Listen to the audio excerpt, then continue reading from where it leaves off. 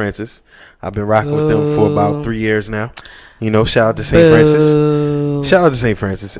They dominated this year. They're one of the best teams in the nation. They did really good. Doing their thing. But I want to congratulate the Poets. Shout out to my honorary Poets of myself. We run Baltimore. We always have. All right. Relax. That's how it is. How was your holiday, man? You had some eventful things going on. Listen. What happened? My Christmas was all right. What happened? You were telling me off air that you literally you had an LL Cool J moment. This was an off air conversation. Oh, we bringing it on. We're bringing it on. Supposed to be you had an LL Cool J moment. You found somebody breaking in to your stuff, and in your drawers, you went outside and you fought them like LL Cool J. What?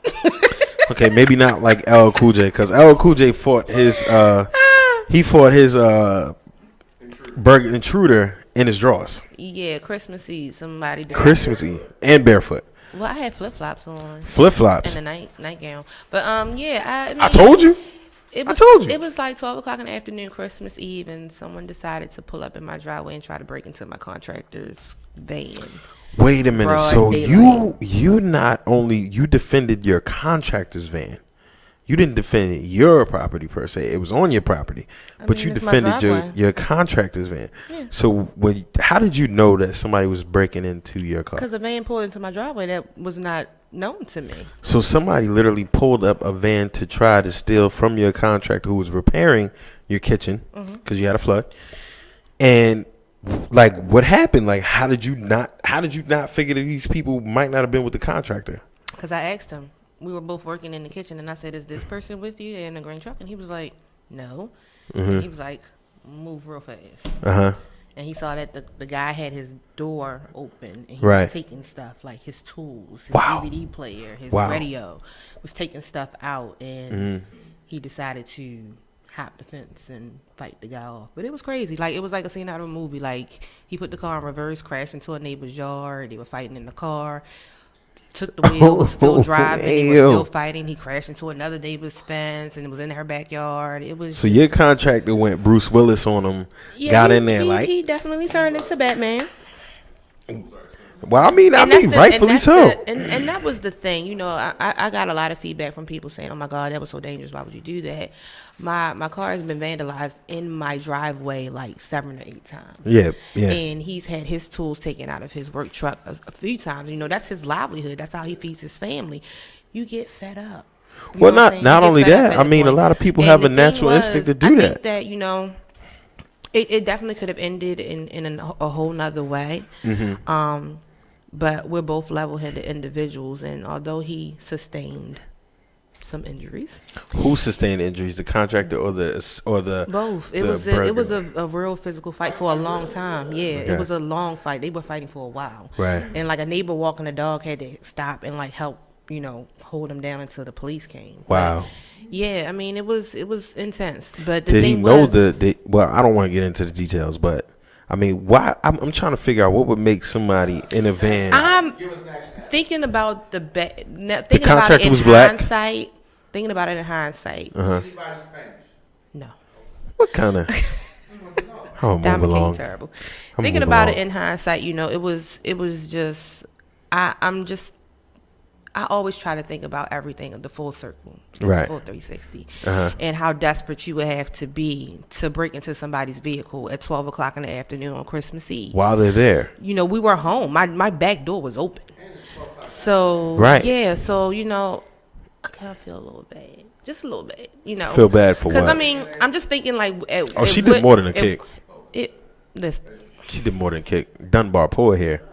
She threw down with him. I will not incriminate myself. But however, what I will say is. You should have struck for the nuts and that'd have been like over. How you know I didn't? I'm just saying. I don't think you did. You don't think I did? No. I don't think you did. I don't think you did the way you would in any other situation. I don't think you did. Okay. I don't think you did. I'm gonna show you the video. Like, did you punt the nuts? Did you what did you do? Wasn't dead. No. If he dies, he dies. But nevertheless, I have a really good group of neighbors. Yeah. They're very communal. Everyone was coming out to offer a lending hand. They saw what was going on. They called the authorities. That's insane, you know. Man. And That's insane. Everybody around there is kind of tired because they're all homeowners. They work hard for what they get. Yeah. And this has been going on for quite some time. A lot of break-ins and breaking in cars and all of that. So everybody's kind of fed up. No, it's insane. And I mean, your area of town. I live in the same area, and in comparison to other places, we are very fortunate, right. Which is something that we shouldn't even have to minimize and gloat about. But it's just ridiculous, man, and it just goes to show the overall flow of things. The economy, the desperation, the crime, the response times. I mean, I just don't understand. Young man his life was lost this weekend, young Morgan State student. Mm-hmm. And then, just the endless murders. And I mean, we'll talk about that, not endless, but the pile on of murders it's just like, what is going on? Yeah. My son's track squad lost one of their original members, an 18-year-old boy in Park Heights. I saw that was suffered from gunshot wounds. Yeah. I'm like, what is going on? Like, what is really going on? And, it's crazy because I talk to my family and friends all the time, and I'm a very cynical and paranoid person. I try to avoid anything and everything. I keep my head on a swivel all the time. But, sometimes it's just like something like that. I mean, dude would have probably got shot. See, what let's just say he had some guardian angels watching over him. No, he did not. He did not. Do you own a firearm by chance? I just want to tell you that on air. I mean, if it's licensed, well, maybe it must not be licensed. Like, it must not be licensed. You think we're gonna have this discussion? It must not be licensed. Like, if it's licensed, you can tell me. Later. If it's licensed, I can research it. We can talk about it later. If it's licensed, I can research it. It's not licensed. That's fine. But anyway, that's what you meant by level-headed. Okay. Well, I'm just saying. It was just crazy. It was like. It was just something out of a movie. It was like it was a scene out of Die Hard. It was absolutely insane. It really was. And like I said, to think that this could happen on Christmas Eve, like, I'm still sore. My arm still hurts. Crazy. So it was. But like I said, I just cannot think of the mind frame of that person to do something like that and be that desperate. You know what's crazy that I was thinking about to myself, and this is off topic, this is off track. 2017 has been a year of ups and downs, and I have never in the history of year after year, I've never been a person to be like, get rid of 2017, usher in 2018. But I can honestly say, for my friends, my family, my peoples, and myself, 2017, I'm just like, all right, I'm kind of done, and I'm ready for 2018 to get it popping. But I've never been that person, but this is the first time I've ever felt that way. And I feel like just in the last 2 months, I know you got to be feeling that way. Yeah, it's been a lot. But my 2016 was far worse than 2017. It was far worse. I mean, I literally feel like maybe 3 months straight, once a week, I knew somebody that got killed. It was overwhelming. Yeah. This year, the same, just not on the same level. Right. But something definitely has to be done, and I don't think it's not a black and white answer. I think it's a multi-leveled answer that we can definitely come to. But I'm also curious about the people who are victims. Like, what is their backgrounds? I mean, all this is not random. All this is just not somebody just rolled up on you and shot you up. You know what I mean? So yeah. I know it's a lot of probably retaliation stuff. That's always been a documented factor that, retaliation of things and drugs and money is involved. And it's I was reading one article. It was a dude. He was like a hitman. Yeah. And the lawyer had released the name of one of the witnesses that was supposed to testify, and they went and killed him. I'm like, what? I didn't see that one, but it's been so much craziness. And the other thing also too is when you look at it by design. I had a debate with a good brother who's ex-Marine, and he is strictly no guns. He believes that people shouldn't have guns, but he knows that this is America. But we were talking about it, and he's the one that brought to my attention how the ATF has not been hasn't been really hasn't been funded in like over 20 years. And wow. when you look at, and I've said this on shows before, when you look at what's going on in our urban cities, what's happening is that people are purchasing guns, they're selling it on the street. You know, we can track guns from where they are sold to where they're made to where they're sold again to where they're given every time somebody is killed by one. And you know, it's just like, it's crazy to me that every other nation has stiff gun policies. They have gun control, and we just don't have it. And I think that's a major thing when you're talking about our urban cities.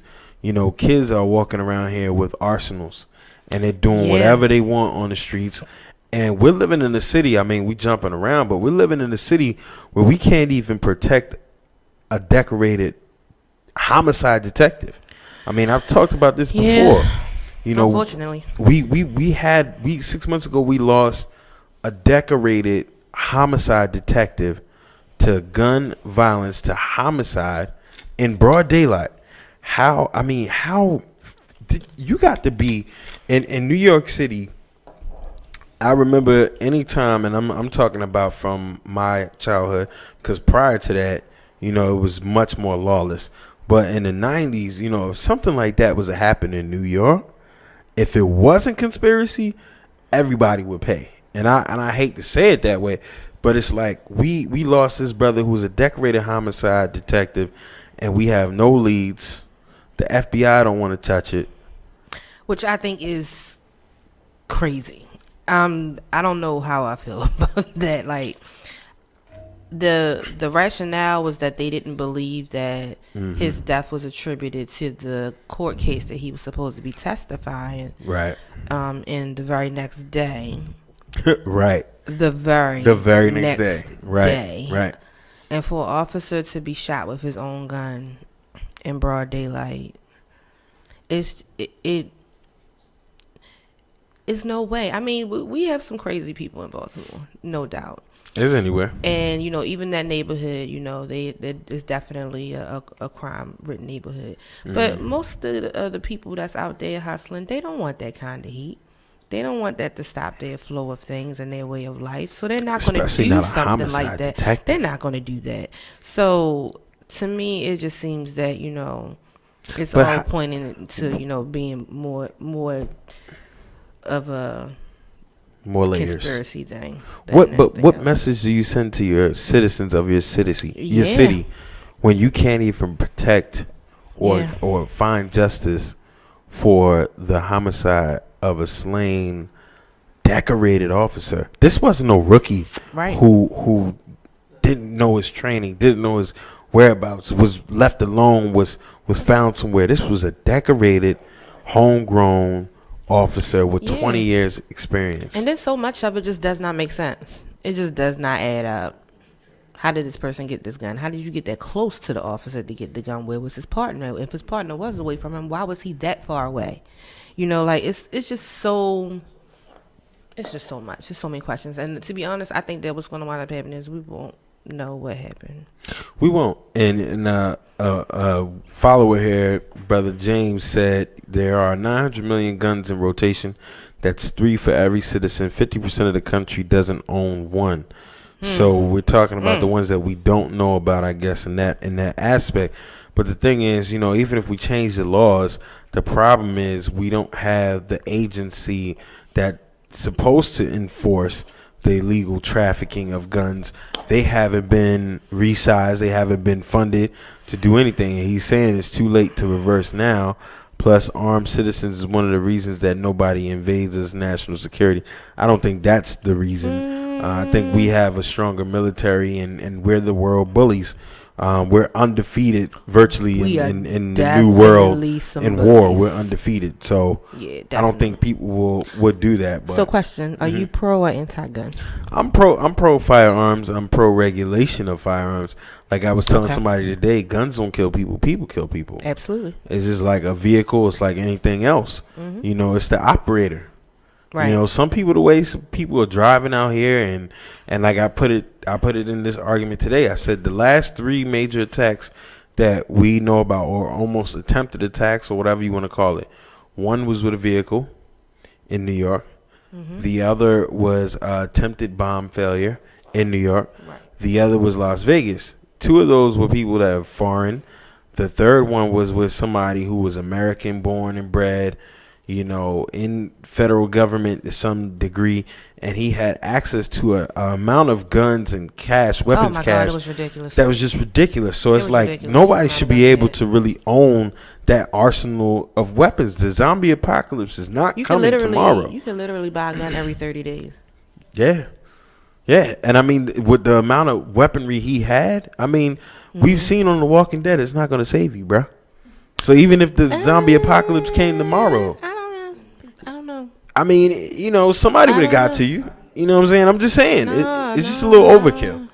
It's a little overkill. I mean, yeah, I think that was the amount of guns he had was ridiculous. That's ridiculous. He was able to shoot over 50 people in a matter of minutes. Yeah. In a matter of minutes, and then it's still, and we haven't heard a damn thing about that. I know. In a long time. I was about to say, you see how it kind of faded to black. That's crazy, man. I think a lot of major stories that happened this year kind of just faded off. Didn't hear much about that. Kanika Jenkins. Haven't heard much about her. Anything else about that? Yep. Which I think is crazy. Yeah. What else was a big story this year? Before we reflect, before we go into that, there is Black Restaurant week or month coming up. Yeah, I think it's the second week of January. February. I think it's in February. I'm not sure. No. The regular restaurant week is the second week of January. It's in January. Yes, but I know there's a Black restaurant. It's a thing that I think it's like the second or third year they've done this.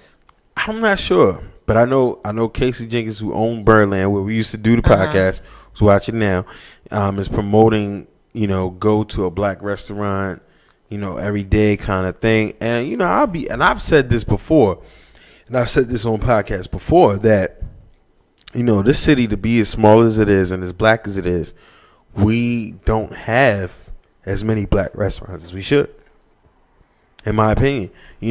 I'll go to hip hop on Moravia all the time. You eat that sugar chicken? I don't really like their chicken, but I'll be honest with you. Compared to a lot of Black-owned restaurants, they have some of the best mac and cheese. I'm dead serious. They got some of the best mac and cheese I can get out here on the street. I try to make it my business to go to at least one Black restaurant a week. All day? Because, I go to lunch hour, go out and eat, grab something really fast. I try to go grab something from a Black-owned restaurant. I do Terra Cafe. I like Terra. Taste This. I have my grapes to Taste This. Sharif's rotisserie wings. I've never had those. Are like crack. I've never had those. Amazing. They are expensive, but they're healthy. You get what you pay for. They're healthy, and you gotta get what you pay for. Great. See, I only get them from the food truck when they come to the state complex, so they have a different kind of menu. No, they have 2 locations. They have a west side and east side. I know that, but I'm usually I'm usually around here, but I usually get Sharif's if there's from the food truck. It's another one, Good Eats on Bel Air Road. I don't like Good Eats. They have some pretty good food. I don't like Good Eats at all, because I went there one time before I went to a conference to get a breakfast sandwich. It was the worst thing ever. I never had their breakfast. Only I didn't like anything I got from there. I did like Sully's. I do like Sully's on Bel Air Road. There's another barbecue place. But I just think overall we have to demand more, and then we also have to be patient with our people. One thing I can say, I've even when I felt like something was wrong with one particular place, I went back. I've gone back again and again. Terra Cafe has always been consistent for sure. I love their stuff. Always been consistent. You have the Land of Kush? That's the vegetarian spot. I've eaten there, and they're right across the street from me. I just refuse to eat vegetarian. Exact Juice Bar, which is right by Land of Kush. By Land of Kush, I go there a lot. Kenny Minor, a Dunbar poet. I go there a lot. Go there and get your juices. And they have shrimp salads. Now the thing about, I'm gonna tell you something real random about he has the shrimp salad, right? That when you eat it by itself, it's not spicy. When you add the Ritz crackers that's added to it, the shit gets really hot. What are you putting in there, bro? It gets really hot. It's the most random thing I can ever say. Now, because I don't know. Listen, I never had it. I've been there at least 15 times this year. I'll walk there. I get my strawberry banana smoothie. pick me up. Done. Good money. And then I get the shrimp salad. The shrimp salad is good by itself. But when I add the Ritz, it's on fire. Like, what is in there? You can't take the heat? No, not at all. No. Like, I can, but it's like what happens in the combination of the Ritz cracker and the shrimp salad that just ignites this thing. It explodes. But it's dope though. I've been there plenty of times. It explodes. And it's been some times where he had his mom helping and he was running to get food, and people were patient. So it's like, that's the thing. We have to understand that people that are entrepreneurs, is small businesses, we have to be patient and we have to continue to support. So shout out to him, because I've been there a few times. I spent at least $100 this year. Yeah, I love I love the smoothies there. They're really good. Yeah, it's dope for sure. And it's healthy. For sure. Gotta start eating better, y'all. Gotta start eating better. Yeah. I wanna before we get into anything else, now I talked to you about this.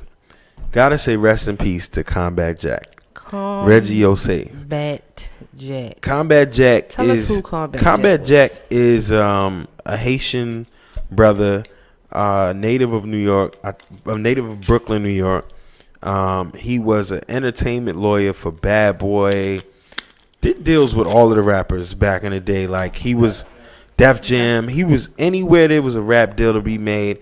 He was an attorney either at one point for the label or representing the artist. Okay. And if you go to Drink Champs or you go to, and I mean, if you look at his podcast, he's got hundreds of episodes. Oh, wow. Mind you, he's been doing the web series for years and years. I'm talking about when allhiphop.com, shout out to my frat brother Chuck Creekmer, but allhiphop.com, all them guys, when they started like the internet stuff, this guy was one of the first people. It was one of the times and point where you were like, Combat Jack, I'm trying to find the episode, I can't find it, I'm trying to find the leak, I'm trying to do this. I remember like the early episodes, and he had episodes where people like were getting crazy on there, like they wanted to fight. But Combat Jack, man, is a true pioneer in hip hop. When you're talking about being an attorney to then going to an entertainer, he died of cancer recently. Oh, wow. And he was diagnosed in like October. And I'll be honest, man. Oh, wow. It came to a point where it's like, I used to follow Combat Jack all the time, but I picked and choose the different episodes because I just didn't like certain episodes. I didn't like the energy. But, that one kind of hit me. I'm not a person that, when celebrities go through stuff, that I really care. But this guy was for the culture, as we say today. And, we really took a loss. So, shout out to Combat Jack. So you don't be like really in your feelings when celebrities be passing away and stuff? No. I'm still grieving Whitney Houston, like for real. I do love Whitney. Like in my spirit, in my whole soul. I do love Whitney. Whitney is special. Whitney is special. I love Whitney, and if you know me, I had such high hopes that she was going to get better. Well, what's even more sad is that her daughter died. Yeah, that was definitely more tragic. Yeah, but I don't really mourn. It's not many celebrities that I would really mourn. Like if when LL goes, hopefully I'm around, because that brother is way more in shape than I am. He just won an award, didn't he? I don't know. The Kennedy Honors. Yeah. I'm just saying, he's way more in shape than I am. He might outlive me by 2 times. I hope I outlive him. But that's my favorite rap of all time. I grew up, looking at pictures of him in different restaurants. You had a Kango hat? Nah, I didn't have a Kango hat. I never liked Kango hats, but I grew up in, going to the restaurant that he went to, Gene's restaurant in St. Albans. Jamaican spots, no longer there, but that was the best Jamaican food you can get in the city of New York, in my opinion, at the time. And he always had a picture on the wall, and I would always go in there because I couldn't see over the counter, but I could see his picture. And I always be like, I want to be like him. And what was dope about LL, he always donated money to his elementary school. Like, every year donated checks to his elementary school without fail. He's a big proponent of education, so that's one dude I would probably mourn. One thing I was really happy to see on social media recently is a lot of the celebrities giving back during the holidays. I saw a video of T.I. going in at Target and just dropping like $30,000. That might have been old. The Walmart 5 one. minutes. That No, might he have was been in Target. Is this new? Because he did it for Walmart. Yeah, I think that was last year. Okay. We went to Target this year. He switched it up. Yeah, and I think like, you know, when you are in those kind of positions, I think it's really dope when you can do stuff like that. And I know there are a lot of celebrities that do donate and attribute, you know, to helping needy families that we just don't even hear about. So I gotta ask you this question. This has always been a beef of mine. Should celebrities become more public about the things that they do? The philanthropic things that they do. I think it's a personal choice. On one hand, I think that I can understand you wanting to show the public that you know you're helping people because you're modeling. You're showing that, you know, once you're fortunate enough to be put in a position to do well, you know, you should give back. You should help. So, you know, in that note, I agree with it. However, when you always want a camera around every time you do something good, is this like stroking your ego, or are you really giving up your heart? So I agree with that. 22. It I is. mean, I think that, you know, if you do it, I mean, I don't see anything wrong with, you know, broadcasting it here and there. I don't think it should be every single time. Like, if you stop at a light, give a homeless person $20, I don't think you need to necessarily pull out your camera and be like, look at this, see this, here's I broke some bread. You know, so yeah, I think it's helpful, and you don't have to be a celebrity to do that kind of stuff. Not at all. I mean, I always try to find at least 2 or 3. You missed the toy drive last month. What toy drive? The toy drive I invited you to. But that's the thing. I've been participating with several. Like, I've really been. Doesn't matter. You missed the toy drive. Once a week. Missed the toy drive last month. And we gave out a lot of. Well, we got a lot of toys. I didn't get the recap from the giveaway, but no, I agree with you. And I think it is. I think you're damned if you do, damned if you don't. But I think at some point, we kind of need to see our celebrities doing that. You know why? Like, if you look at. And this is in a whole nother topic that we talk about the civil rights, because Diamond K has his own feelings about this. I don't want to get him in this. But when you look at the civil rights, and you talk about Dick Gregory's, the James Baldwin's, the anybody you could think of, you saw you saw celebrities on the front lines doing things. Yeah. And I think for the influence of the younger generation, you know, we need to see the celebrities doing something. Like you said, not every single time, but I think people should know, and they should hear from the celebrities. Like, if you donated money, donate your bread and say, look, yo, it's your civic duty to do what I do. Because whether they like it or not, they serve as role models. Right, yeah. Whether they like it or not. And if you're doing something good, instead of us always being so quick to see the bad that you do or that happens to you, let's see the good things that you do. It definitely gives me a certain level of respect for them and what they do. Definitely encourages me to want to support what they do, you know, if it be it music or a business venture or whatever. You know, it definitely, you know, subconsciously makes me say, okay, I definitely should support this because I know they're going to support the community. So yeah, I think that, you know, they should. Prime example, when the hurricane hit Puerto Rico, you had Lala, you know, you had Lala out there, you had Fat Joe. I'm about to say Fat Joe. Remy, you know, supporting Fat Joe, and they let it be known, and they were like, yo, donate this bread, and you gotta have that, and it shouldn't take a catastrophic thing for that to happen. You know who has a whole lot of money I don't see doing? I don't know. I don't think I've ever seen him do anything. Who's that? Floyd Mayweather. I'm not saying he hasn't. I'm saying I haven't seen it. Yeah. Because he has I've seen him flexing. I've seen him throwing thousands of dollars on strippers. We know Floyd loves the strippers. I've seen him walking around with his duffel bag. We know Floyd loves the strippers. I've seen him, you know, balling out of control for no reason. I've seen all of that. But, you know, I haven't seen him. Floyd is a philanthropist, and he is very quiet with it. And and my theory applies, you know, because he has boxing clubs. He donates. here and there, and you know, he also, I mean, just in the nature of the business of things that he does with his fighters, you know, what he's doing for Tank, what he's done for Adrian Broner. I mean, so he is somebody, and I mean, and in the same token, if you look at these brothers, in the same token, they fail. A lot of ways they fail is with PR, and it's so amazing to me how somebody could be worth so much money, but PR wise they fail so hard, because the things that he says and the things that he does, 2 words, it overshadows everything else. Adrian Broner. Adrian Broner's good with me, man. I like Adrian Broner. Man, if you don't sit down somewhere. Why you don't like Adrian Broner? He do too much. And why you doing all that? Are you right? I'm about to say, why you doing all that, acting the whole fool? You getting beat up in the ring. Like, come on. Adrian Broner's been he's been doing all right. His biggest problem, winning wise, Diamond K, his biggest problem is moved up in weight. That was his problem. He should stay at 130. No, it's his mouth. If you if you want to be running your mouth like that, you need to be able to back it up. Floyd talk trash and he back it up. Well, Floyd really doesn't talk trash when you think about it. He does. No, he doesn't. When you think about it, see, that's a misconception of Floyd. Floyd never shits on his opponent the way Adrian Broner does. That last fight though, Conor McGregor, he didn't. Yeah, I mean, that was the builder, and a lot of that got out of hand because feel like that was so staged. Conor was saying some wild stuff, and Floyd was really offended. So it was like he kind of brought it out of him.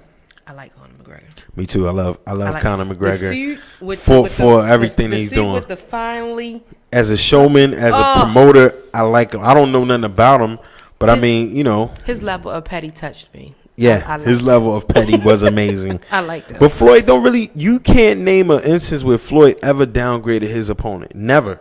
He's always had the utmost respect. Now, Adrian Broner, I feel like he went that route to do that, to one up Floyd, to be out of Floyd's shadow. But Broner just done some things, like when he fought Paulie Malignaggi, he had sex with this man's girlfriend and then brought her on stage. But he won. But he won. I mean, but you know, he was. But you know, he's doing what he does. I am. But real quick, just notable thing: Joe Budden leaves Complex. Joe Budden just had a baby. He just had a baby, and I think Santana. I think part of the issue was that Complex wanted him to come right back to work. Oh, really? And they're trying to pay him. He's basically said they're trying to lowball him, being the creator of that show with DJ Academics. They were trying to lowball him. And my opinion, Joe Budden kind of annoys me here and there when he's on the air, but I think he should just do his own thing and leave Complex alone. He is hilarious. Yeah, he can be funny. He's funny as I don't know why. But he does annoy the shit out of me. What's up with Slaughterhouse? What happened with them? Because they were like so dope. Slaughterhouse, I think, suffers from the element that they're a little too late. They got a power group super power group. They got a power group in a time and place where labels and just the climate of rap is just not with them. Had this been 98, 99, 2000, 2001. I just knew that if the group wasn't going to stay, fit. I just knew that Royce the 5'9" and Joe would be doing their own thing. Royce the 5'9" as talented as he is, and I think he's lyrically better than Eminem, and I've always been on record to say that. I love Royce. He just doesn't sell. And I know, which is crazy to me because he is amazing. It takes more than lyrics, people. It takes more than lyrics. It takes a gimmick. It takes the ability to put together a whole album. Some of my favorite lyricists are not popular at all. Who? Give it to us. Black Thought. Black Thought is very popular. He not as popular, mainstream. Mainstream. We could argue that he's more popular than anybody being on the Tonight Show. But that's for being on the Tonight Show, not for the music that he's doing. No. But the music that he's done has allowed him to cross over. The Roots have crossed over. Yeah, the Roots are well known, but I'm talking about just as an MC. Like, if you ask people who is your top 5 MCs, that most people are not going to say Black Thought. But that's because he also didn't afford himself a chance to be by himself. You can't say you top 5 all MC and you really didn't venture out there by yourself with a project. And I mean, you can't knock him for being loyal to the Roots, but he's never really given us anything by himself. I love them as a unit, though. Who else? You gave us Black Thought. Who else? I like this. We getting in the hip. I like this. MC's Cassidy. I think he is very underrated. Cassidy, very underrated. Very. Been his own worst enemy. Got locked up. Yeah. What is he doing? Got locked up. Been his own worst enemy at times. I mean, and he hasn't. And he's a battle guy. I mean, Barry. They call him Barry in North Philly. Mm-hmm. My days I spent in North Philly, everybody seemingly claimed to know him. Mm-hmm. But he was in the streets. Never left him. Yeah, I don't think he really ever left. Yeah, he never left. Unfortunately. Who else? Unfortunately, off the top of my head, that is not mainstream. I think is underrated. Everybody's name is mainstream. I kind of like. I'm really feeling Dave East. Dave East is up and coming. Really feeling He's Dave definitely East. up and coming. I've always been a super duper fan of Raw Digger. I don't know why she didn't sell more. I do know she didn't fit the. Mm-hmm. TNA. Showing my ass. She had the TNA. Twerking mode. She had the TNA. But as an MC, she is super dope. Yes.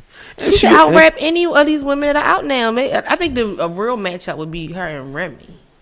But see, they kind of never, and I'm glad they kind of never did it because I think the aura of who they are, if they would have battled, I don't know that it would have just been. Yeah, it wouldn't have been. It would have just been a battle. Like you talk about two people, very tough, very street from the same. I don't know Rod Digger that much, but very much that New York City culture.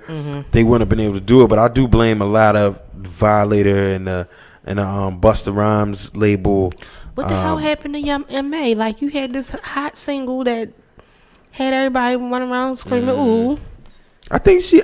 Where's the album? I think she's going to find a space. I mean, I think right now she's collecting checks and doing performances. I mean, I think a lot of that, too, is your team. You got to have a good team behind you. Like, Remy was hot because she got on with Terror Squad at the right moment. Right. And she had a great team. The Brat had So Def. I mean, anybody you name it, it's Nicki Minaj, Young Money. Young Money, yeah. It's all about your team, man. That's true. It's all about your team.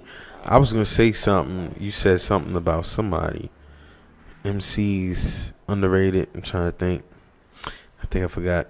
That was dope though. But yeah, I mean, a lot of those people you mentioned, especially Black Thought, never really had, never given us anything that they could give. Black Thought is definitely dope. I mean, going back to his appearances on Super Lyrical on Big Pun's album, one of my favorite tracks of all time, and the dude is dope. Redman, super underrated. Super underrated, but he's got classic albums, Muddy Waters. I mean, he's got classics, Even Ludacris. I mean, I know he kind of stepped back from the music and started doing the acting thing. One of the most underrated MCs. What? I was watching an old episode from Rap City in the booth. Punchlines. What? Punchlines, Presence, just one of the most. From when him and T.I. battle, I don't even think people really remember this. And we're going down memory lane right now. When him and T.I. battled, well, it was a beef. When Young Buck was hot, when he had first of all, Young Buck Straight Outta Cashville, one of the best albums. That was dope. If you want to talk about Southern rappers, that album was dope. T.I. and Luda was supposed to be on this track together. And Luda literally dissed T.I. on that track as T.I. was trying to diss him. But Luda's verse was just fire. Just insane. Luda's just insane, man. But yeah, I mean, going back to Joe Budden's leaving Complex, shout out to him, and he's fighting a good fight. I think he's trying to muster up a lot of energy to create his own thing, which I think he should do. I support that. I think he should. Yeah, because he has a following. He has a great following. Him and DJ Academics got like 3 million followers, alone. And DJ Academics, I didn't know he was that young. I don't know how old he is, but he's young. And so it's kind of dope, the dynamic. But switching gears. Okay. Netflix movie, Bright. Bright was so good. Tell her I'm surprised that you saw Bright. Why are you surprised I saw it? I mean, a lot of people didn't see it. off top, and you usually kind of late with this kind of shit. I knew it came out December 22nd, and I was like, all right, I gotta remind myself to watch it. So you wanted to tell the truth? You reminded yourself to see it because of Will? Probably, yeah. Foul. Probably. I love Will Smith. He's one of my favorite actors.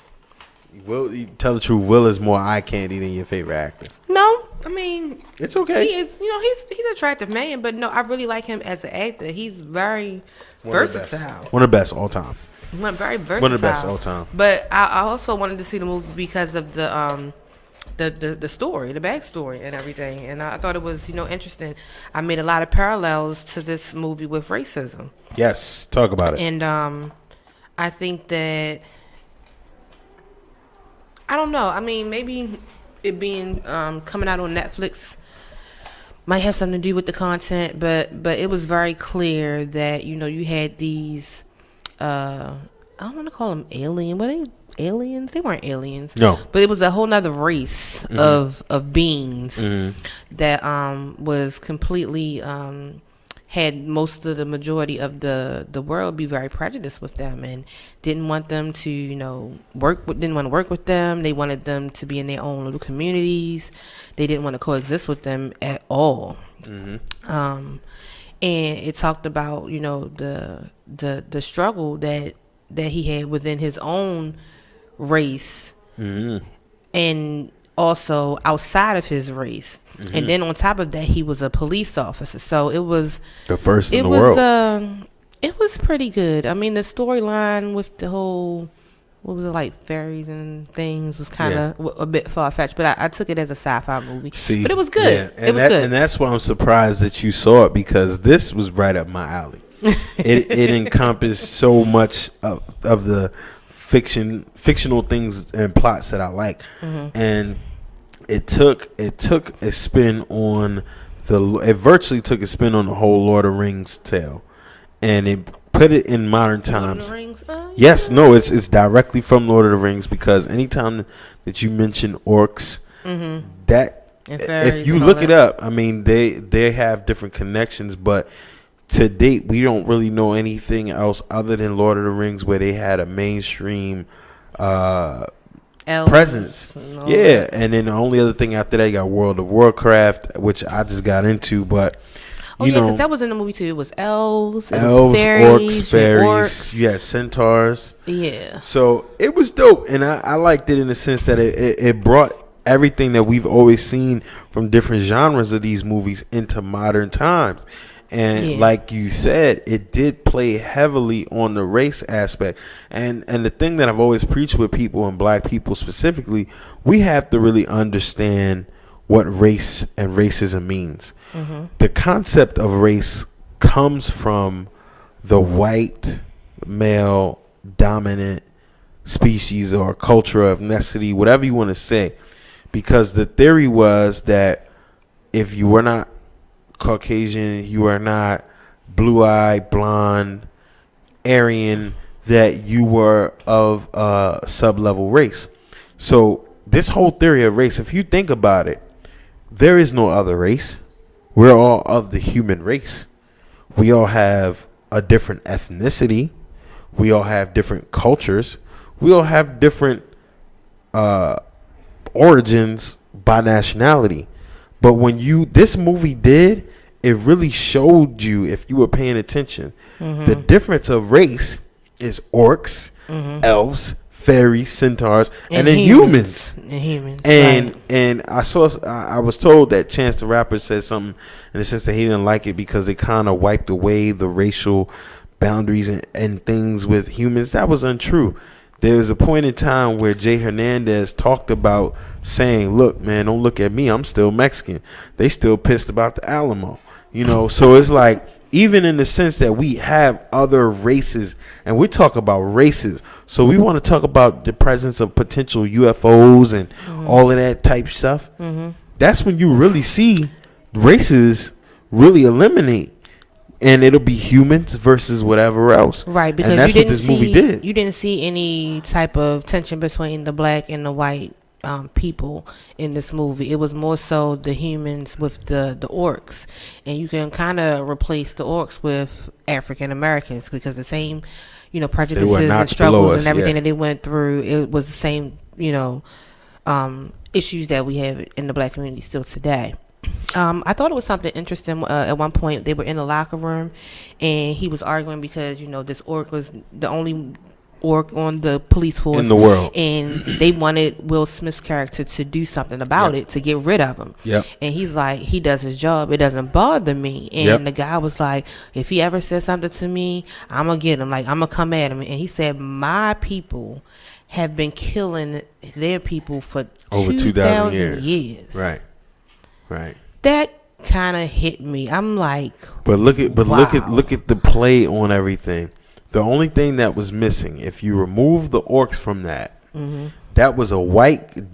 Those cops were now. Then, if you remove the essence of the orc, you make Will Smith white with a black partner. Right. It all makes sense. Yeah, of course. Yeah. Get this blackie out of our unit. Right. Get this blackie out of your car. Our ancestors used to enslave these people. And that's why I'm like, how could you not like this? And even without giving away the movie too much, the way that the conflict occurs within the police department, that whole piece was like, wow. So out of 10, what would you give Bright? Out of 10, I would give it a 7. I would give it an 8. I would give it a 7. I would say a 7. The sci-fi-ness of it. Because it ain't your thing. I mean, I get it. It's not your thing. No, I'm not gonna say that because it can't be a thing. There's certain things that I watch that are like sci-fi that I like, and I'm not a fan of like Star Wars, but I like True Blood. True Blood. That I wouldn't even really count that as. I mean, it's sci-fi horror, but when you talk about sci-fi, True Blood was amazing. When you talk about sci-fi, you're talking about the alien, the ancient presence. I mean, so it kind of. But you like True Blood more for the romance and the drama of it. I like the action. I thought it was an action, but you didn't really like the mythical aspect of it. because it was fairies and True Blood, and you had witches and crap. Yeah, it was vampires and all of that. That brings me to my next point.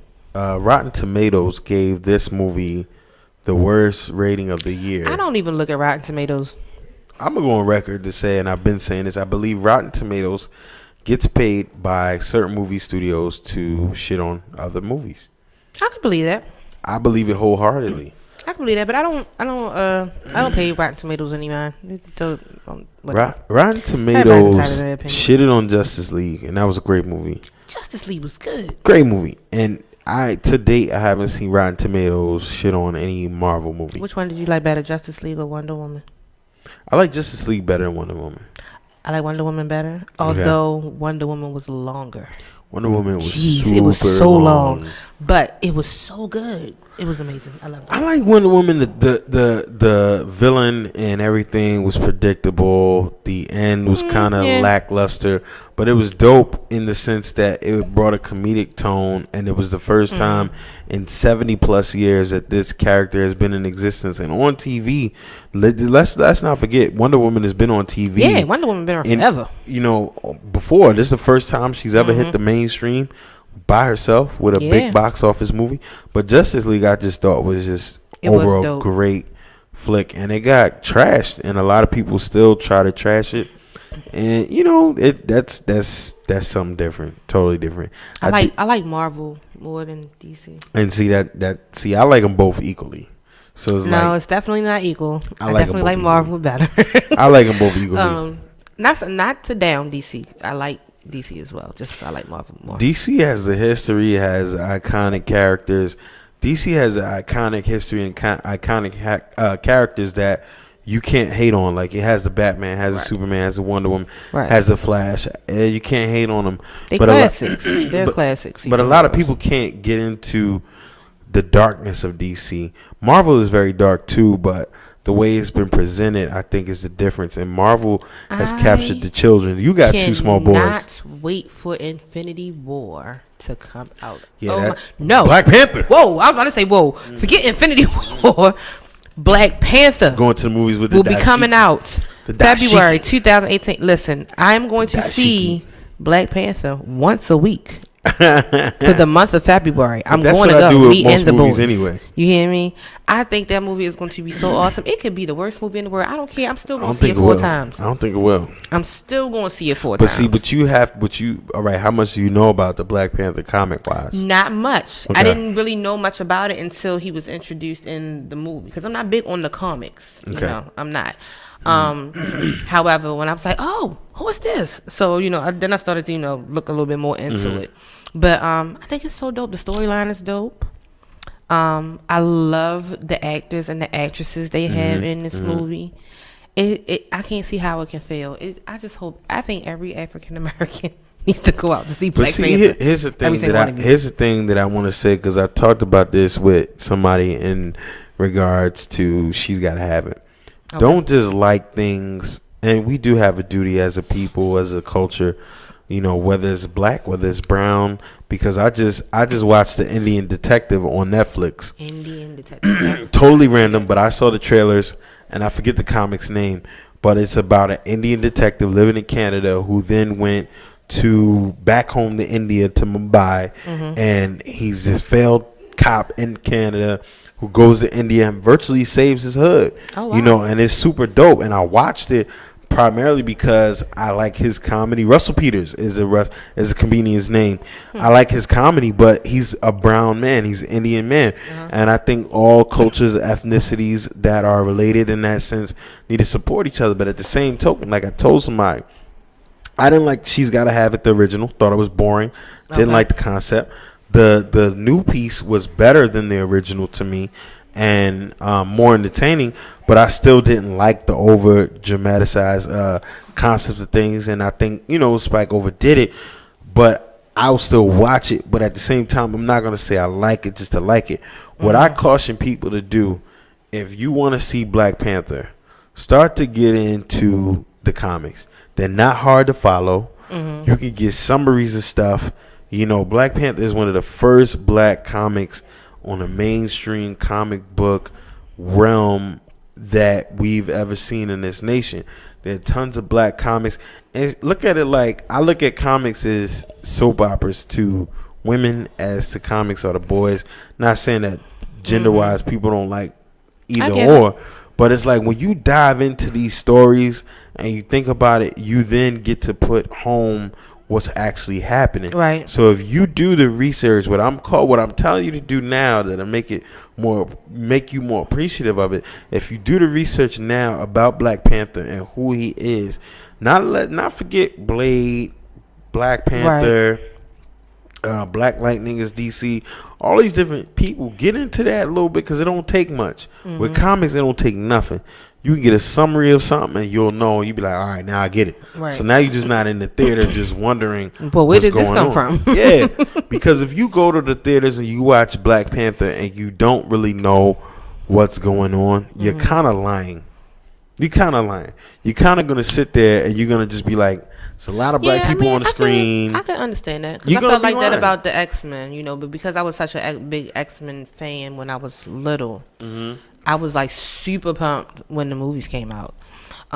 So I get that. I'm saying support it regardless because we need that door open. This is one of the first times we've had an all-black cast for a superhero movie.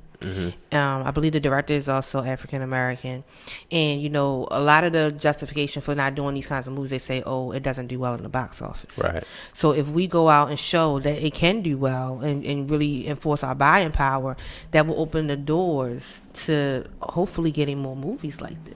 But the thing again of what I'm saying is, we had a Meteor Man.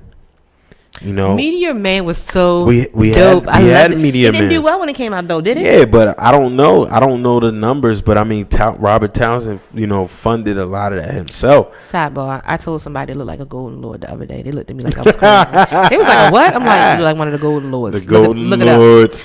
But we had that opportunity. What I'm trying to say is on Netflix. What about what? A superhero movie?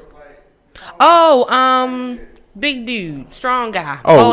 Luke Cage. Luke Cage, yes. But that's also another Marvel. That's a Marvel installation, just like Black Panther is. And Luke Cage was good. And it's crazy because I've been somebody on record, and people that know me can attest to it, that have been saying for over 5 years that Black Panther needs another big screen thing. But here's the thing, to your point about the black dollar and black superheroes. The resurgence of Marvel Studio movies came from Blade, which is one of their younger kind of mid 80s black superheroes. But Wesley Snipes put up his own money. It was rated R. People in that year said you can't even do a rated R superhero movie, let alone a Blade half black, half vampire superhero, and he did it, and it was Blade very was successful. And it was 3 different movies. It was 3 different movies. I mean, all of them the latter dope. ones to come wasn't that great. They were dope, but I liked them. My point is this: the more you delve into this kind of stuff, see, this is my thing, black people. If you want to be holistically black, get into things that holistically include black people. Yeah. There are comics for black folks that have black characters. Get into it. It's one where I was told it's a little girl. It's an African American girl. It's a newer comic. I can't remember what it's called. She's the new Riri. Is it? Well, you got Riri as one of them, who's the new Iron Man. Yes, that's what it is. She's the new Iron Man. Okay. That's a whole nother thing. But my point is, you're gonna enjoy it more. What I'm trying to caution people to do is don't go to the movie theater just to see a bunch of black people run around and do stuff. So yeah, go get the comics. Kind of figure it out. At least read a summary to see what's going on. Kind of figure it out. Just walk in the theater like. Tanisha Coates wrote the new Black Panther comics. Oh. So a lot of people don't really know that. Dope. Speaking of him and Cornel West beef is blowing up a little bit. Did you get to see that a little bit? No, I didn't. And a lot of people keep coming for Cornel West. What is it? What is it about him that just rubs people the wrong way? I'm gonna tell you, for me, I've never been a fan all the way. I wasn't around for what he might have done in the 60s and 70s, but I've always had a problem as a person that went to a HBCU with the fact that he continued to choose to teach at Princeton, which has historically been not friendly to blacks. Him and people like Michael Eric Dyson, right, that say they want to forward and advance the black culture, but you don't want to teach at institutions that forward and advance the black culture. I've never understood that. And then the thing is, when Obama won, I know him, Tavis Smiley were a little upset that he didn't pay homage to their contributions. They're not the only ones. I mean, Jeezy damn near got the entire 21 to 18 vote for Obama. Yeah, he did. My president is black. Yeah. Influenced a lot of people from 21 to 18 to vote. That's true. And Jeezy was invited to the White House, and they rescinded his invitation the day of. What? A lot of people don't even know that. They rescinded his invitation the day of. And instead of doing what Cornel and Tavis did, Jeezy took it on the chin, kept it moving. And then Obama later shouted him out in a speech. Okay. So that's the difference between Tavis Smiley and Cornel West. So because this man didn't celebrate you the way you felt, you got to blast him now? So I don't really know. I think that we feel like a certain level is that, we feel like things are owed to us. We need that recognition. We need that pat on the back. We need that Lion King moment to say this. Look at this. Look at this. Look at this achievement. Look at this accomplishment. Right. I think we kind of got to get out of that. I mean, what are you really doing it for? So, I mean, I think that's, I don't know. What about Umar Johnson? They're trying to strip him of his credentials. Well, they've been trying to do that for years. It's no middle ground with Dr. Umar Johnson. It's like you either hate his guts or you love him to death. Love him. It's no middle ground. Yeah. And I follow him. I've seen some of his commentary, some of his interviews. I know what he's trying to do with opening the school. That kind of fell through. I think that, like most people, there are some things that I completely agree with that he says. And then there's some things that I'm like, you're tripping. So, I think overall, I believe his intent to help further the black community is sincere. I do believe that. I do believe that him trying to do this school is sincere. People who have questioned what's going on with the money and the donations, I think that's a given. I think when you have a brown face and you are the forefront runner of any project, that's always going to be something that comes up, regardless of whether there's something going on or not. Unfortunately, I hope this comes to fruition. I would love to see the school actually open. I don't know the progress of the school, because I know people have been recently asking again, like, what's going on in the school, and I don't know that it takes that much, because we've seen, on the flip side, we've seen in our own city, what the people. I can speak for Baltimore International Academy, which 2 of my oldest children attend, which was started in a dream that very fast, and they had less money than he did. But the other thing, I think about our culture and our people that speak about things, whether it's Roland Martin, Diamond K has gotten into it, Roland Martin, Umar Johnson, Tanisha Coates, Cornel West. I think the problem with our culture is that we're showing an inability to multitask. Why is it that I can't be on Malcolm X's team and then be on Martin's team, or be on Umar's team and be on somebody else's team? When it comes to white supremacy, you have your Nazis, you have your nationalists, you have your Hell's Angels, you have whatever. And they're able to come to a place like Charlottesville and understand, and I've said this before, they're able to come to a place like Charlottesville and understand, hey, I'm not a skinhead, but I'm a nationalist, and we hate the same thing. We the only people that be like, well, you're a black feminist, but you ain't got no love for gay black men. It runs so deep. It does. It runs so deep. Trauma. The trauma. Speak on it. One day we gonna all get on one accord. I have faith that one day we will all get on one accord, and even though we all might have different ideals, when it comes time to step up and be united, I think that one day we will get to that place. But right now we're so individualistic and pushing our own individual agendas. That's a problem instead of thinking about the collective agenda. That's a problem too. And like I said, we all have this need to be recognized. Like, I did that, or we did that, and you weren't a part of that, and this was us, and this is mine, and this is like that sense of community. We are so far lost from it. that. And we've talked about this before. I totally agree. I think everybody in the black community gotta be the man. You got people that are like, I'm doing what I do, and I'm doing this, and I'm doing that. Y'all not doing nothing. I'm doing this. And I think we glorify our servants too much. You're supposed to be a servant. There's no reason why you should be riding around with a Bentley. I mean, what purpose does that serve? I mean, if besides making you look good, right? If all of the money that you get is supposed to help you survive, if you have a Bentley, it's clear that you're doing more. That's a whole nother subject. I'm just saying. I don't know. I don't know. I'm not even gonna touch on that. It's the end of the year. I think we should, but that's cool. No. Real quick, I saw Jumanji over the weekend. The new one. I didn't see it. I ain't like it. I liked the first one. I went to sleep. I went to sleep. Not Chris Rock.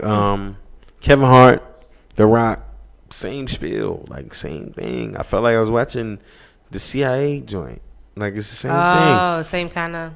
I mean, it's just the same chemistry between them. Like, people need to stop casting them together.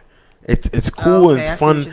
It's cool and it's fun for white people, but it's like, let somebody else get a check, man. Yeah. I mean, I keep getting them checks. I'm not hating on that, but just stop putting them in the same movie. Like, get a couple of dollars. Stop putting them in the same movie. Like, the first 20 minutes of when they came on, because it transition. First of all, what I was pissed about with that movie was that the black guy, Fridge, is this athlete. This is all I'm going to say. Is this athlete who had to get his kind of Eastern friend to write his papers for him, and then he got in trouble. Some bullshit.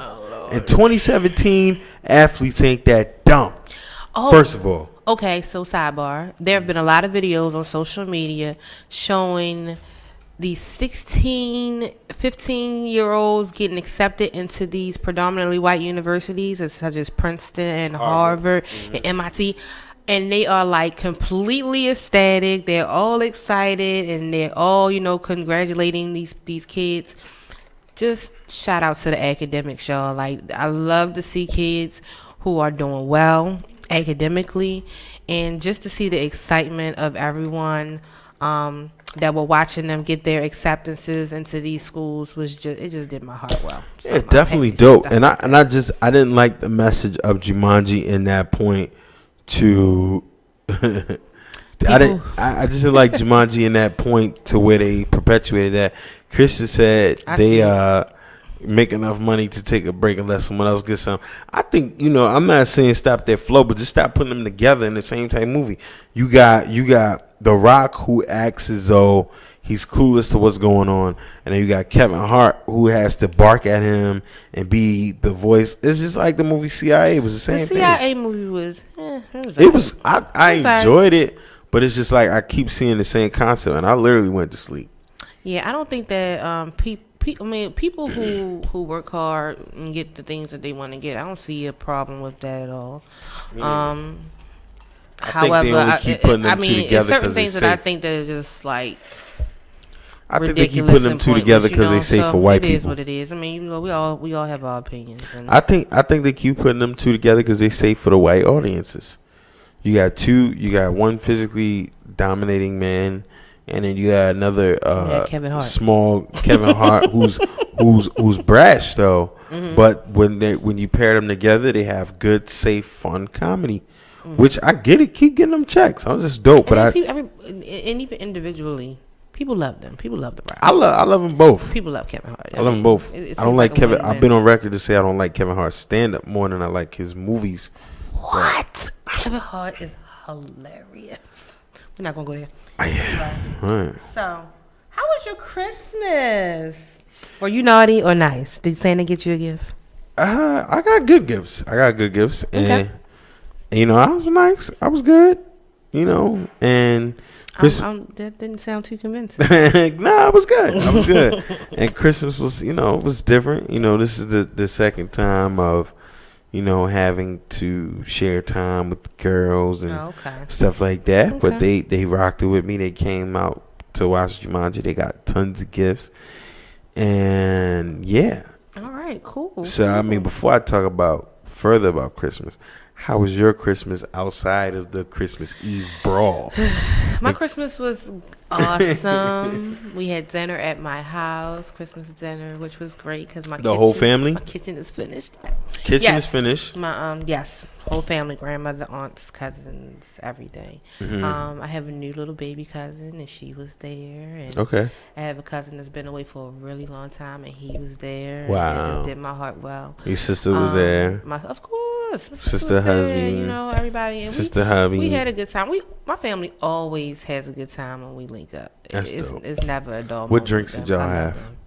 Man, we had some good drinks. Okay, that's all I wanted to know about that. But no, we had a good time. The food was great. Mm-hmm. Everyone, exchanged gifts, just enjoying each other's company. What did the boys get? Did they get too much? This is let me back up. Mm-hmm. So my sons had a friend stay over night, right? For Christmas? No, this is a couple of weeks ago. Okay. And they're big on Nerf guns. Right, I know that. So they're like, all right, we're gonna have a Nerf war, blah blah blah. I'm like, all right. Go ahead. I'm not playing. You be getting suckered into this shit. No. I'm like, they can do it. I'm just like, I'm not playing. You know what I'm saying? Because at the time, I was still trying to get things together. Dinner was so amazing, I said, don't shoot me. I'm not playing. Okay. I'm doing my thing. Next thing I know, they Kendrick Lamar you. I said, did you just shoot me? And they, I mean, laughing hard. Can't breathe. As I would have. I'm like, okay, got you. Went on Amazon.com, Amazon Prime. You are petty as shit. Got me a Nerf rival, the new one that just came out. It's an automatic one to shoot the little balls out. Rapid fire. You are petty as hell. When got that, came the next day, ran and got me some D batteries. Yeah, I ran down on all of them. You are petty as hell. No. I'm tired of getting shot up. You gotta stay strapped in my house. It's not a game. It's not. And even on Christmas, I'm trying to get stuff together. They got Nerf guns for Christmas. They wanted these Nerf guns. They both got like 3 a piece or something. They got like the bow and arrow one. They got this big one called the Judge and all this stuff. I'm like, all right, go ahead, y'all play. I'm not playing. What my son do? He wanted to shoot me. But you petty as hell, though. Let's do it. You had an unfair advantage of a bank account and Amazon Prime. So you would think they wouldn't mess with me. No. But they still tried me. So they had to get schooled. Look, I ain't got no sympathy. I tell everybody, you come in my house, you got to be ready. I'm sorry. So you never know. You're going to get ran down on. Did you like, I mean, if you could estimate for the two of them, how many gifts did they get? A piece. Or together.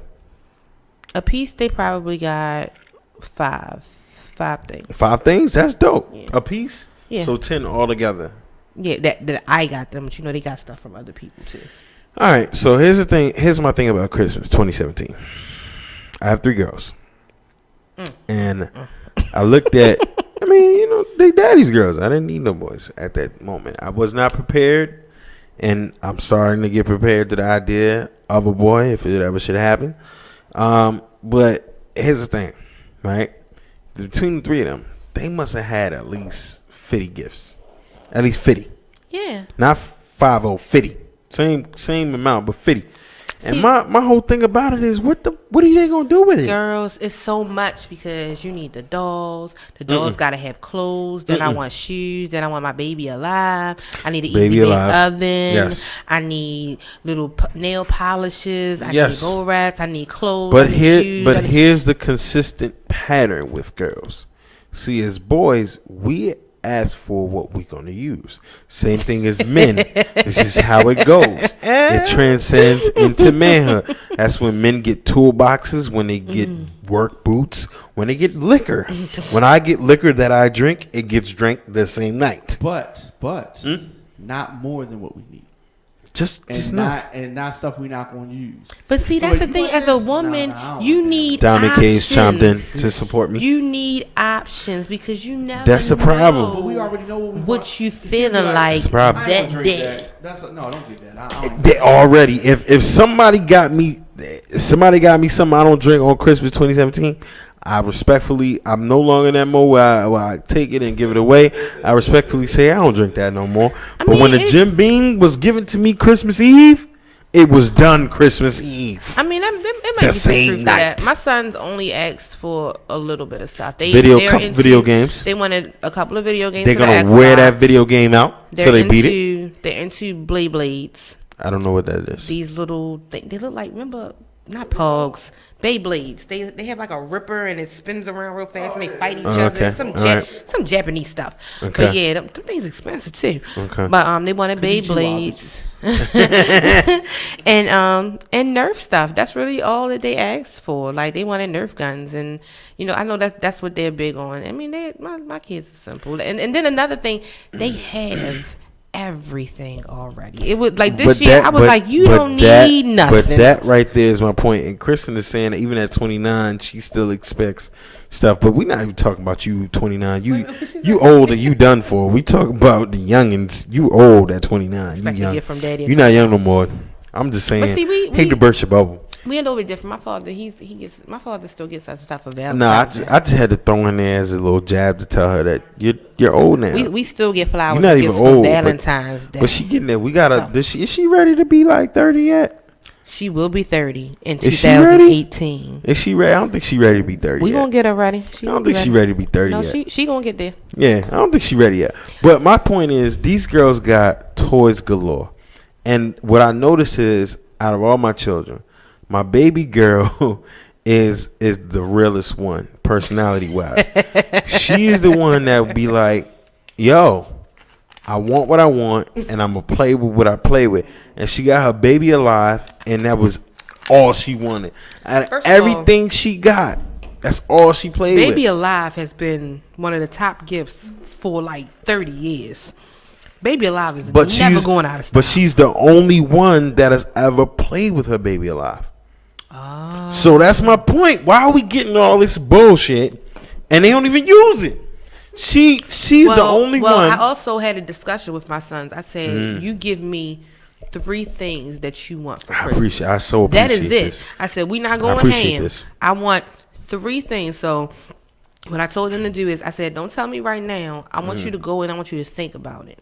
Your kids are a little older too. You need to tell me 3 things that you want. That's it. Now, granted, they got more than 3. However, those core 3 things were things that they did eventually get for Christmas. Here's the thing: my oldest wanted the LOL Big Surprise, which is sold What out. is that? Like, I'm gonna tell you right now. I'll break it down, please, because I don't know what it is. It was sold out. So the LOL Big Surprise is some LOL doll type fanatic things. These little miniature dolls that do nothing at all. And you can get them. You can get them piece by piece, right? And a lot of them make up this big surprise thing, but they package this big surprise thing as an end all be all. But you can get them individually and build it up. Of all the things, that was the most expensive, and then the Doc McStuffins toy nursery thing. I couldn't get the LOL Big Surprise, right? Happy people still doing Doc McStuffins. Exactly. I couldn't get the big surprise thing right, but I didn't need it.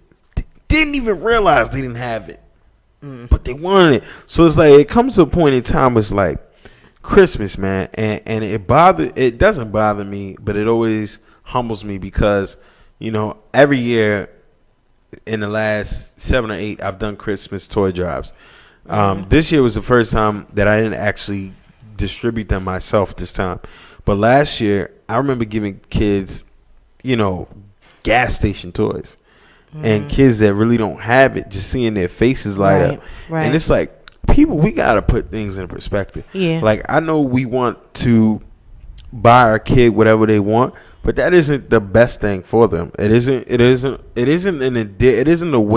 indicative of your love. It's not indicative of what you're doing for them. It really doesn't do the greatest service for them.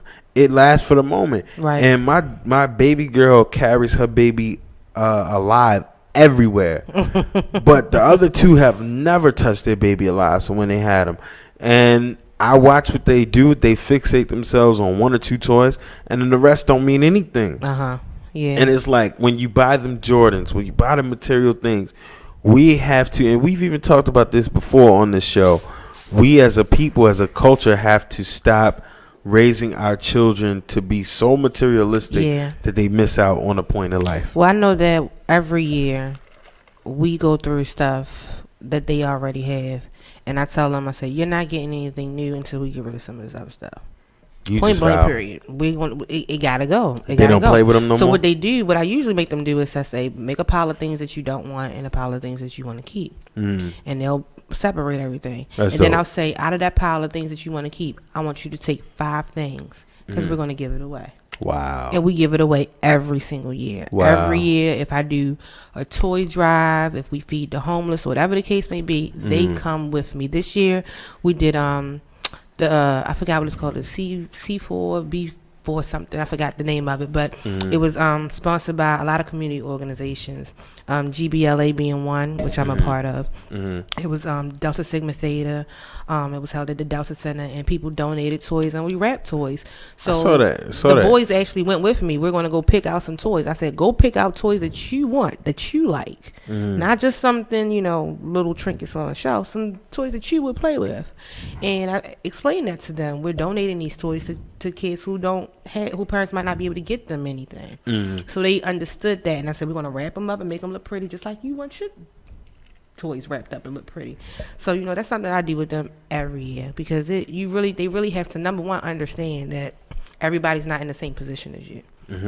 Number 2, I want them to be humbled. I want them to be appreciative of the position that they do have. Absolutely. But I also want them to know that it is your obligation to help other people. Yeah, it's your obligation to help other people. You cannot sit back and relish in the things that you have and feel. I don't want you to feel good or comfortable that you have these things and other people don't.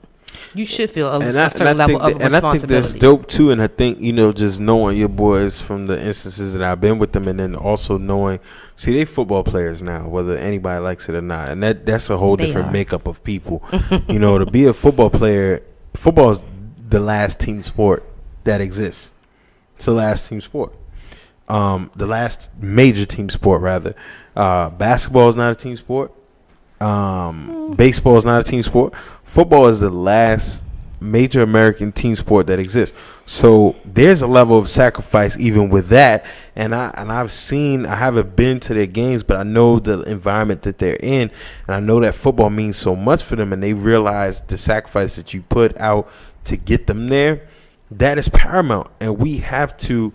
And these are one of the things was like I gotta play the bad guy most of the time, but it's like these are one of the things was like, yo, I'm not subscribing to y'all having all of these 50,000 things, and you ain't never gonna do nothing with them. Right. Literally, I remember taking the store closed. It was on York Road. It's on York Road, right past when York turns into Greenmount. There was a little store right up there. They closed down, but I used to take toys up there all the time because these girls don't ever use them. Mm-hmm. And I think we just got to do a better job on not making our children so materialistic. Yeah. And understanding that. Absolutely, I agree. But I agree. I want to ask a question real quick. And this is another quick hit that I had. What happened to the NFL boycott? I think to a certain extent it's still going on. It's not as strong as it was initially during the beginning of the season. I know that. Yeah. Even now, for me, I think I have not watched a game in its entirety all season. But you wouldn't attribute that to the boycott, though. Not. You wasn't typically boycotting. It has lost its luster for me.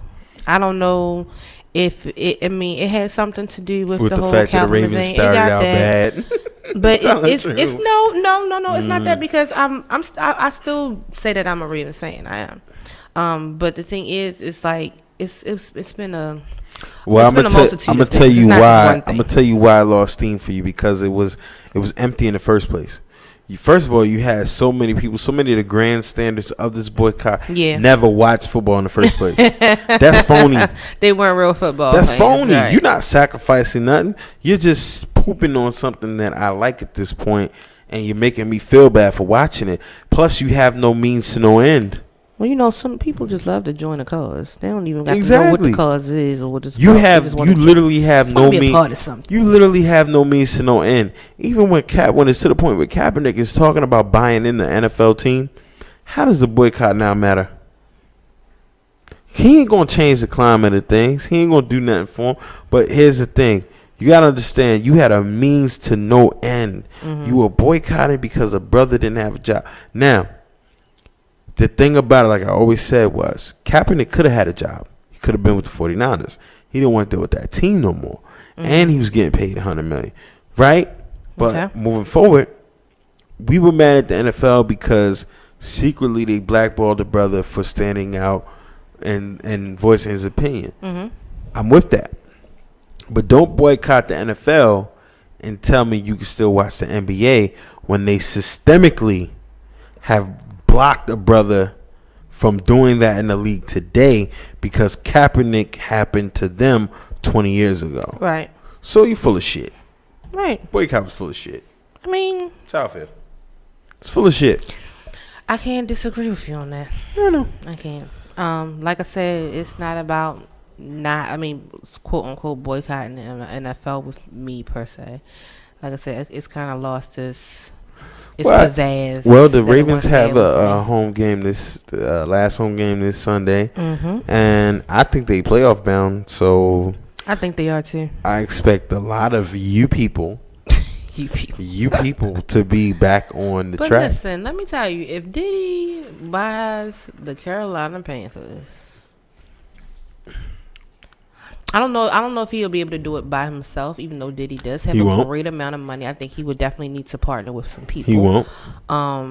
He'd be a minority owner, if that. Yeah. And what we also have to realize is that the NBA, like the NFL, you have to be invited to the circle to do that. I would imagine so, but I'm thinking if anybody would be, I don't think they have to be obligated to any of that. I think I'm only saying that because he has influence. I think that if you look at him from a marketing perspective, mm-hmm. how he could sell that team.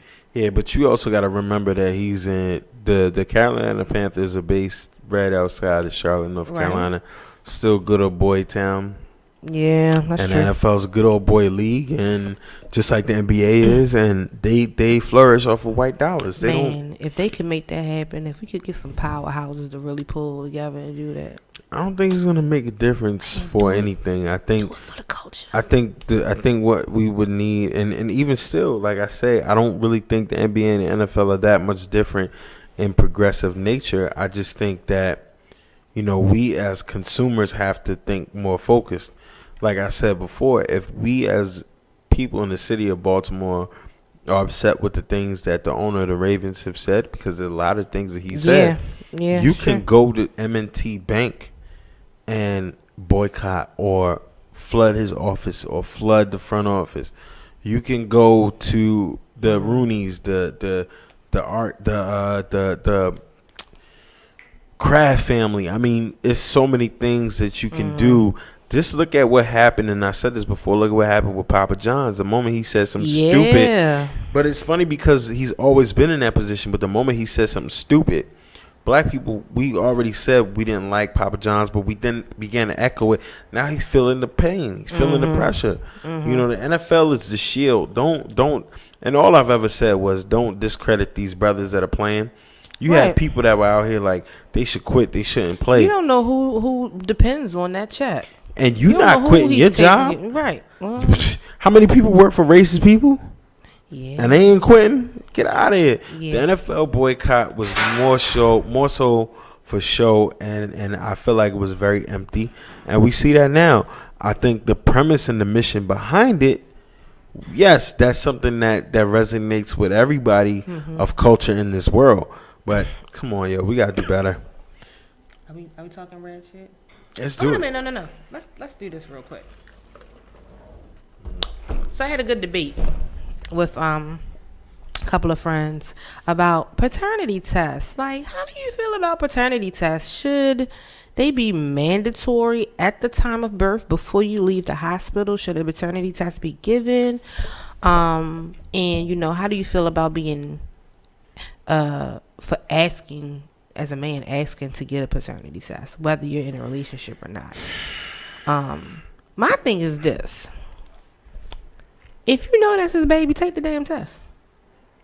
I mean, no, seriously. Like, what is the problem? What are you mad about? I ain't mad at because that. I'm like, oh, you want a paternity test? Okay, no problem. Go get tested. You wouldn't feel offended that they asking about that?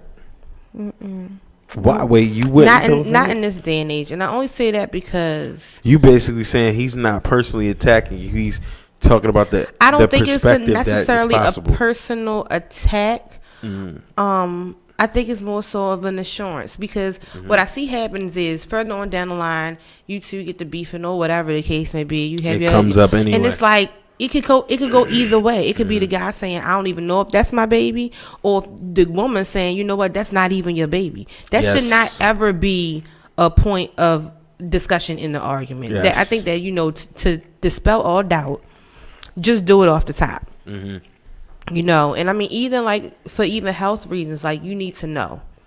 But I think a lot of women, would get offended if their boyfriend, baby daddy, whatever, say, I want to get a paternity test. But my thing is, what you getting offended for if you know that's the father?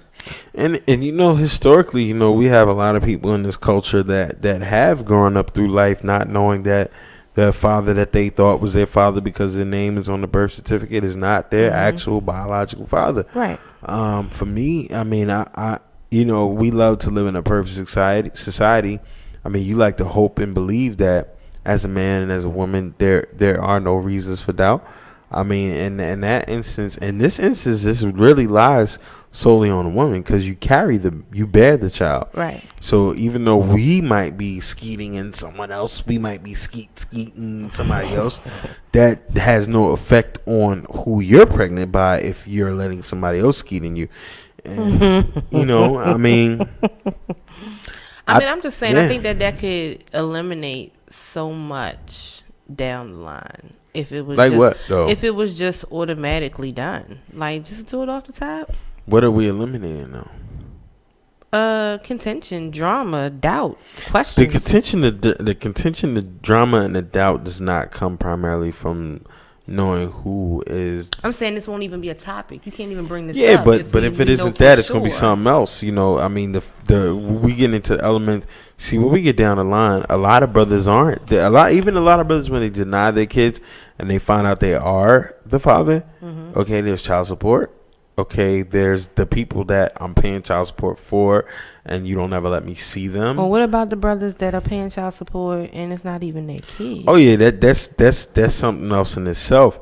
But even the ones that are paying for their kids and they can't even see them, or they can't deal with you. That's a different topic. I mean, but when we talk like a legal overhaul. When we talking about contention, we talking about these different factors. Like I gotta hear from you, and you texting me, and you saying things that are relevant. It's just it's a whole gambit of things, and the bottom line, and to your point, the bottom line is, man, these kids are not about you and not about him.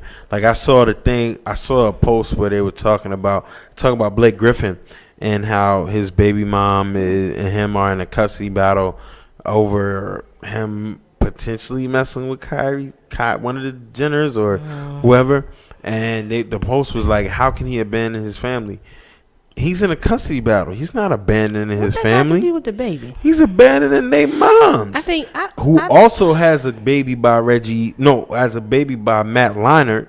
So she sticks around pros. She's getting bread. But I think that what up, Dre? We gotta let the pettiness go. That's the main thing. It's not about the paternity test. It's the pettiness that comes with it.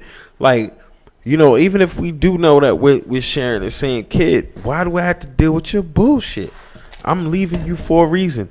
I don't need the extra added nonsense every time you communicate with me about the kid, or you communicate with me about something, but you don't communicate with me about something important. It is nothing more heartbreaking than to see a child in the middle of the mess of this with their best bullshit. In the midst of this, and that's the real problem. People are not mature enough to understand at some point, because a lot of people out here, and you can't speak to this because this wasn't your mentality, but a lot of people out here are having children with people with the belief that the children are going to keep these people there. They're going to keep the cash cow there. They're going to keep everything there. You can't build no lifelong thing off of something that is shared between two people. Not a baby. I tell you that. Not no baby. Because not the at baby all. Comes not and it becomes. I mean, don't get me wrong. It's a blessing and all of that, and it's beautiful, and the baby is cute and everything else.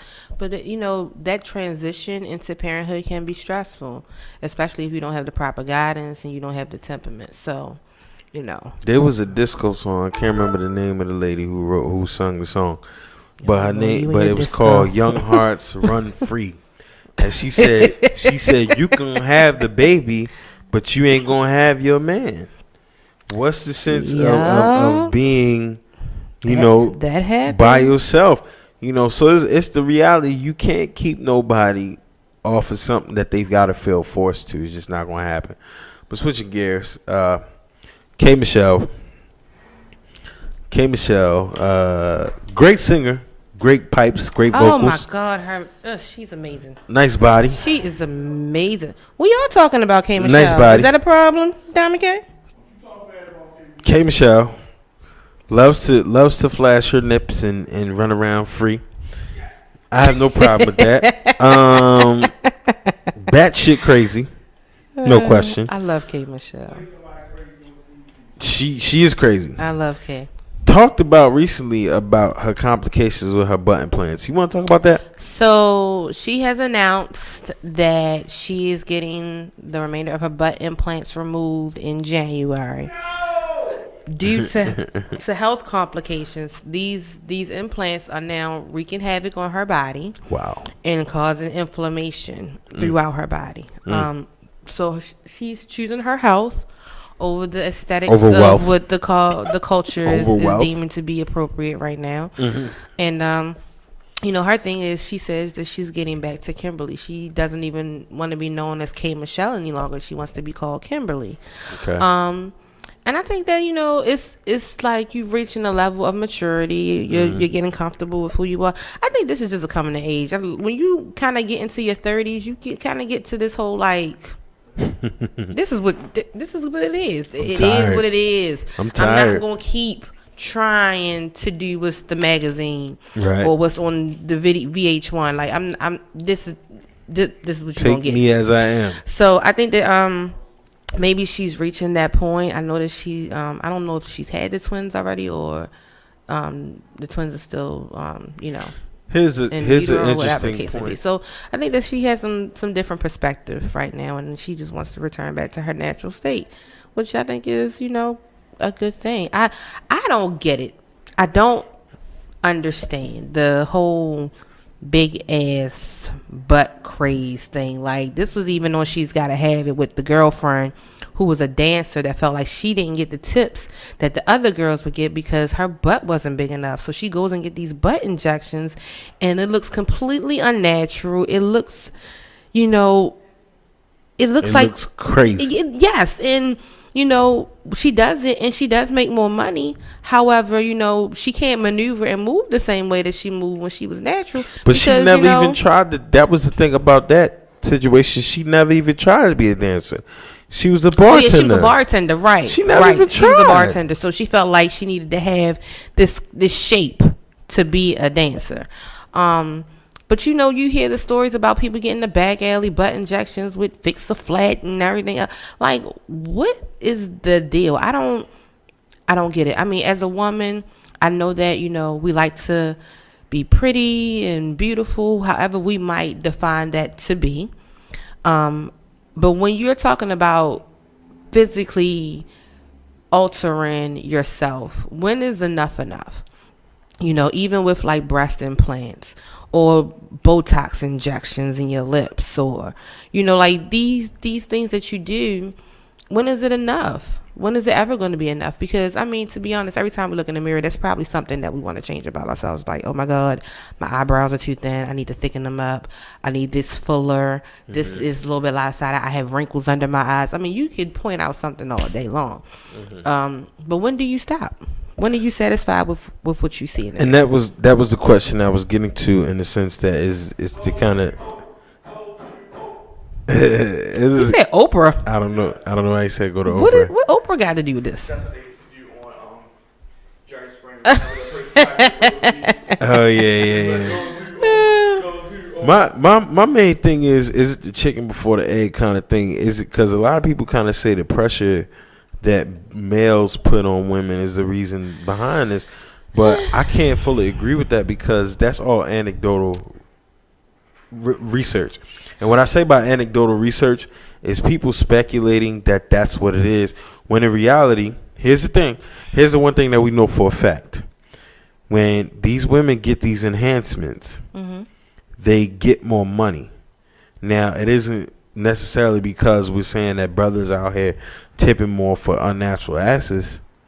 They might be fitting the look of these record labels or the photographers or the mm-hmm. magazines. That ain't necessarily Ray out there at Norma Jeans. Where did this come from? It's societal. Like, okay, I know that. No, it's societal. Because there are other cultures that attribute your weight and your shape to your wealth. In Africa, if you are thicker, you're more healthy. You're well fed. And so here's the thing. That's what I'm trying to say. Where in our culture can we as people blame black men to say, "Oh, y'all the ones for this"? No, that's not the truth. I don't want to say it's blaming, but a lot of people are.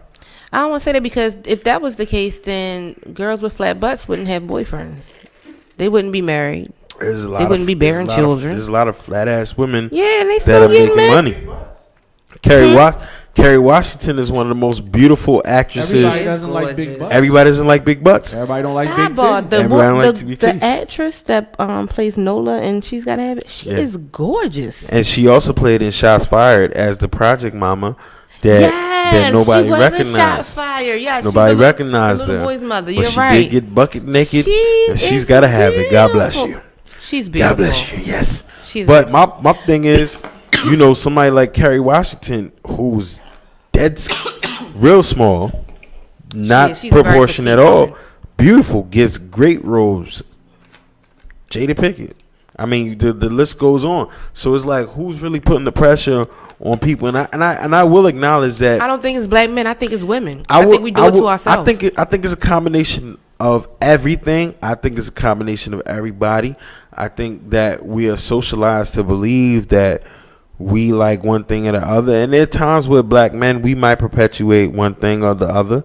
And then black women might feed into one thing or the other. Same way that a black woman will say, well, I want a man that does this, that does that, that has this, that has that. Mm-hmm. But like I've always said, if we really talk to each other, we might find out what's really good.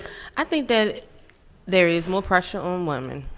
Because I think that, guys, whether you have a six-pack or a keg and you got a Rick Ross belly, you can still get women. But most times it's because you got money. True. Rick Ross would tell you he wasn't getting no women before he had money. Okay. Russell Simmons didn't get no women before he had money. Well, he got like a lisp and he's like weird. And he ugly as hell. Weird. He's weird though. And he ugly as hell. But what would motivate somebody to, I mean, listen, it goes back to, again, if we value ourselves and our self-worth and we get back to a people as being real people and not valuing materialistic things and unreal goals and values, we might be a little bit better. Because there are plenty of people that work every single day. Like, I never could understand why a sister would be like, well, I don't want a janitor. I don't want a garbage man. Garbage men in New York City make hella money. Yeah, sanitation workers make a lot of money. Why you don't want a janitor? And they're pretty strong. They, lifting things all day and stuff. I'm just saying. You never know. But no, I think that we put entirely too much pressure on each other. Let's say that. The outer parts. Let's say, we put too much pressure on each other. I don't get the whole ass thing. That thing, like, it like, did we just go from big breasts to big butts and that became the thing? I've always been somebody who likes what they like. I always like what I like. And I found I've always had either or. Asses were never my thing. But I've always liked what I like, and I always liked who liked me, and that was always a major component.